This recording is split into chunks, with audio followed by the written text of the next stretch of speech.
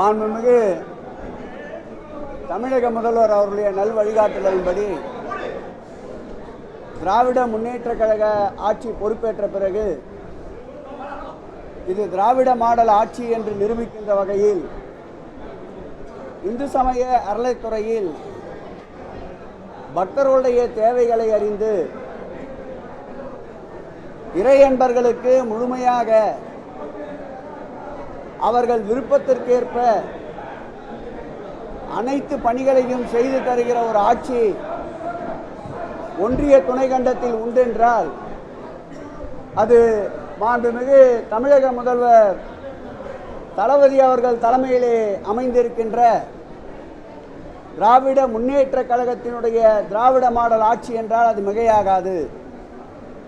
அந்த வகையில் இன்றைக்கு நாள் முழுவதும் அன்னதானம், திருக்கோயில்களிலே நாள் முழுவதும் அன்னப்பிரசாதம்.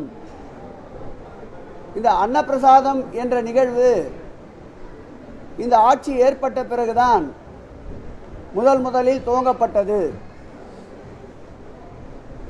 ஏற்கனவே 15 திருக்கோயில்களில் இந்த அன்னப்பிரசாதம் வழங்குகின்ற நிகழ்வு நடைபெற்றுக் கொண்டிருக்கின்றது. இன்றைக்கு அருள்மிகு பார்த்தசாரதியப்பன் திருக்கோவிலிலும் ராமேஸ்வரம் திருக்கோயிலிலும் திருப்பரங்குன்றம் அருள்மிகு முருகப்பெருமான் உடைய திருக்கோயிலிலும் திருவண்ணாமலை அருணாளீஸ்வரர் கோயில் திருக்கோயிலிலும் மதுரை அழகர் திருக்கோயிலிலும் என்று 5 திருக்கோயில்களில் இன்றைக்கு இந்த அன்னப்பிரசாத திட்டம் துவக்கி வைக்கப்பட்டிருக்கின்றது. நடைமுறையில் இருக்கின்ற இந்த 20 திருக்கோயிலுடைய அன்னப்பிரசாதத்திற்கு ஆண்டுதோறும் 25 கோடி ரூபாய் செலவிடப்படும் என்று கணக்கிடப்பட்டிருக்கின்றது. அதேபோல் நாள் முழுவதும் அன்னதான திட்டம் ஏற்கனவே 2 கோயில்களில் இருந்த நிலையில் மாண்புமிகு முதலமைச்சர் அவர்கள் பொறுப்பேற்ற பிறகு திருவண்ணாமலை, திருச்செந்தூர் உட்பட மேலும் 6 திருக்கோயில்களில் இந்த முழுநேர அன்னதான திட்டத்தை அறிமுகப்படுத்தி 8 திருக்கோயில்களில் அந்த திட்டம் செயல்பாட்டில் இருக்கின்றது. இந்த ஆண்டு 2023-24 ஆண்டு இந்து சமய அறநிலைத்துறை மானிய கோரிக்கையில் மேலும் 3 திருக்கோயில்கள் இணைக்கப்பட்டுள்ளன. பவானி அம்மன் திருக்கோயில், மேல்மலையனூர் ஆதிபராசக்தி திருக்கோயில், மாசாணியம்மன் ஆனைமலை திருக்கோயில் 3 திருக்கோயில் இணைக்கப்பட்டிருக்கின்றன. மாண்புமிகு தமிழக முதல்வர் அவர்கள் தன்னுடைய பொற்கரங்களால் வெகு விரைவில் இந்த 3 திருக்கோயில்களிலும் அன்னதான திட்டத்தை துவக்கிட உள்ளார்கள். இந்த நாள் முழுவதும் அன்னதான திட்டத்தால் ஒரு நாளைக்கு 92 லட்சம் பக்தர்கள் உணவருந்துகிறார்கள்.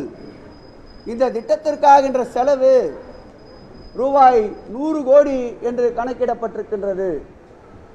அதேபோல் தைப்பூச திருநாள் அன்று பழனி திருக்கோயிலில் 22 லட்சம் பக்தர்களுக்கு ஒரு நாளைக்கு 10,000 என்று கணக்கிடப்பட்டு தைப்பூசம்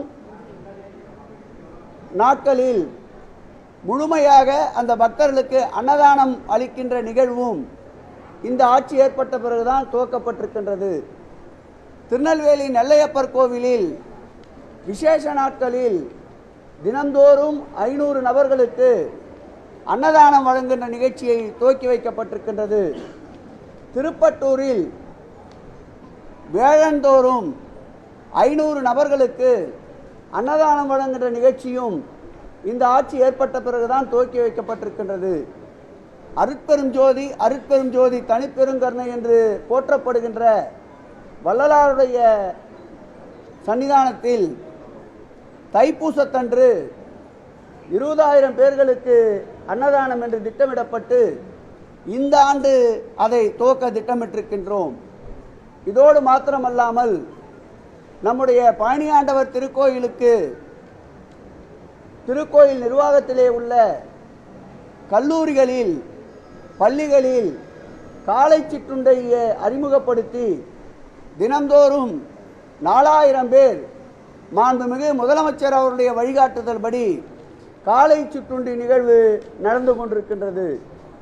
இப்படி தமிழகத்துடைய திருக்கோயில்களில் பக்தி பசியோடு வருகின்ற இறை என்பர்கள் வயிற்றுப்பசி இருக்கக்கூடாது என்பதற்காக மாண்புமிகு முதலமைச்சர் அவர்கள் தமிழக திருக்கோயிலே அறிவித்திருக்கின்ற இந்த அன்னதான திட்டம் என்பது மாண்புமிகு முதலமைச்சர் அவர்களை அன்னதான பிரபு என்று அழைக்கின்ற அளவிற்கு இன்றைக்கு பக்தர்கள் மகிழ்ச்சியிலே இருக்கின்றார்கள்.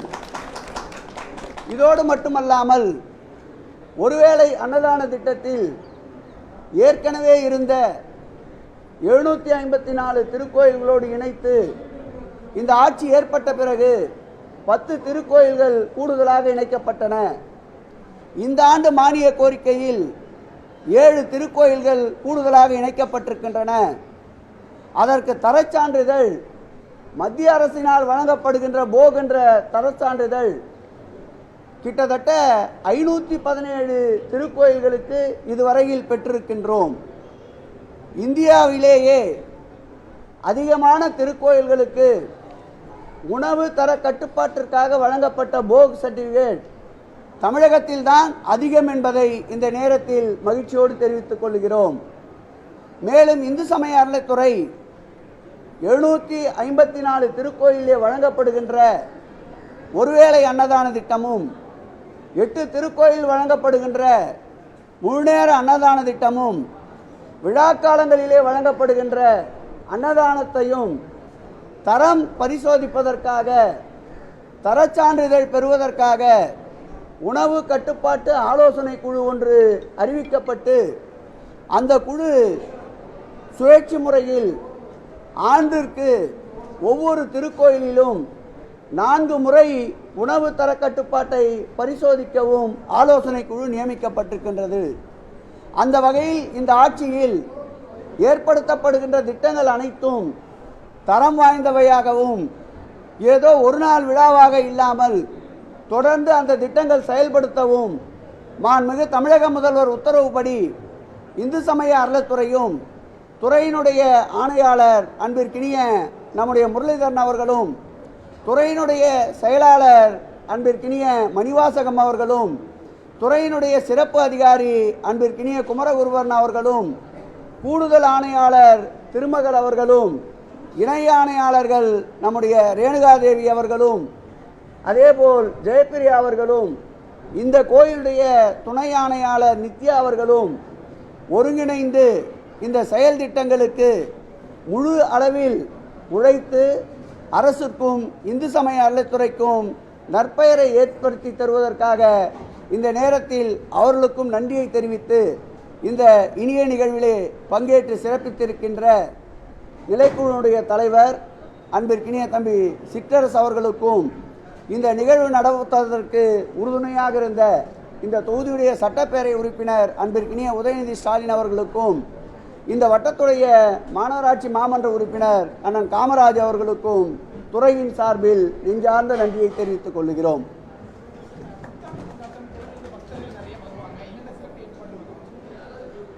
இந்த ஆட்சியை பொறுத்தளவில் இப்பொழுது நாம் அமர்ந்திருக்கின்ற இந்த திருக்கோயில் கூட கடந்த ஆண்டு 50,000 பக்தர்கள் வருகை தந்தார்கள்.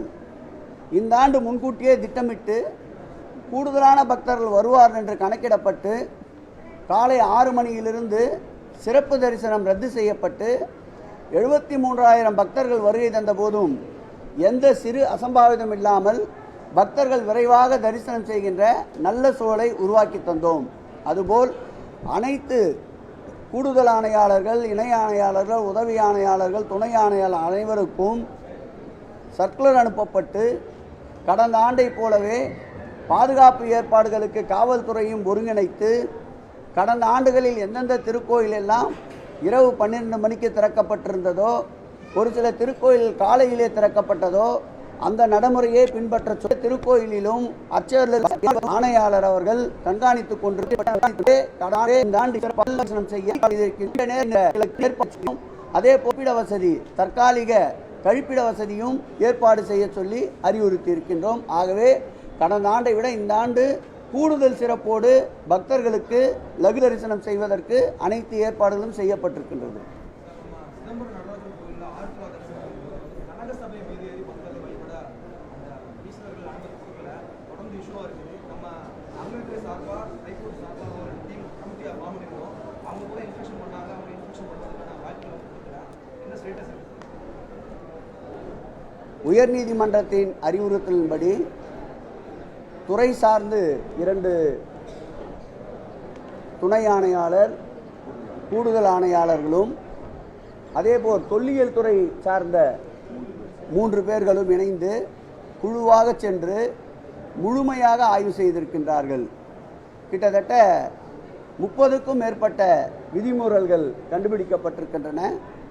அவை முறையாக ஆய்வு செய்யப்பட்டு கொண்டிருக்கின்றது.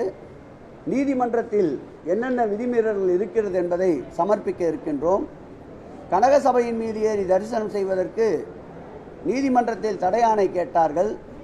நீதிமன்றத்தில் எந்த விதமான தடை ஆணையும் தரவில்லை. ஆனால் தொடர்ந்து அவர்களுடைய விருப்பத்திற்கேற்ப இந்த 4 நாட்கள் ஆருத்ரா தரிசனத்தை காரணம் காட்டி கனக சபையின் மீது அவர்கள் தவிர வேறு யாரும் பக்தர்கள் ஏறி தரிசனம் செய்வதற்கு தடை விதித்திருந்தார்கள். மோதல் போக்கு வேண்டாம் என்பதற்காக நாங்கள் முறையாக காவல் நிலையத்தில் புகார் அளித்திருக்கின்றோம். நீதிமன்றத்தில் அவர்கள் நீதிமன்ற உத்தரவை மீறிய அவமதிப்பு வழக்கு தொடரவும் இருக்கின்றோம். இந்த வழக்கு நீதிமன்றத்தில் வருகின்ற பொழுது நடந்த சம்பவங்களை கணம் நீதிபதி அவர்களிடம் நாங்கள் தெரியப்படுத்த இந்து சமய அறநிலையத்துறை முடிவெடுத்திருக்கின்றது. உங்களுக்கு வந்துடுச்சு சப்ஜெக்ட்.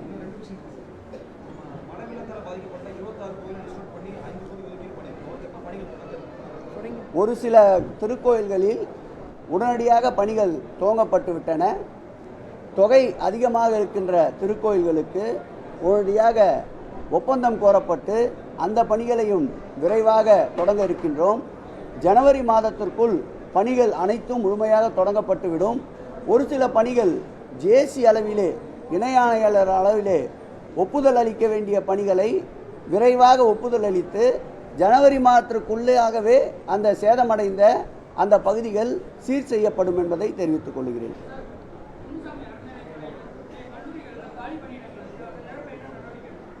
தொடர் முயற்சியாக அதற்குண்டான தற்போது குமரி கன்னியாகுமரி திருக்கோயிலிலும் பழனியாண்டவர் கலைக்கல்லூரியிலும் காலி பணியிடங்களை நிரப்புவதற்கு இப்பொழுது விண்ணப்பங்கள் வரவேற்பதற்கு முறையாக பத்திரிகையில் விளம்பரப்படுத்தப்பட்டு விண்ணப்பங்கள் வரவேற்கப்பட்டு இருக்கின்றன. தொடர்ந்து நேர்காணல் நடத்த இருக்கின்றோம். இன்னொரு 2 மாத காலங்களுக்குள் அந்த பணியிடங்களை நிச்சயமாக இந்து சமய அறநிலையத்துறை நிரப்புவதற்குண்டான அனைத்து முயற்சிகளையும் வேகப்படுத்தி இருக்கின்றது.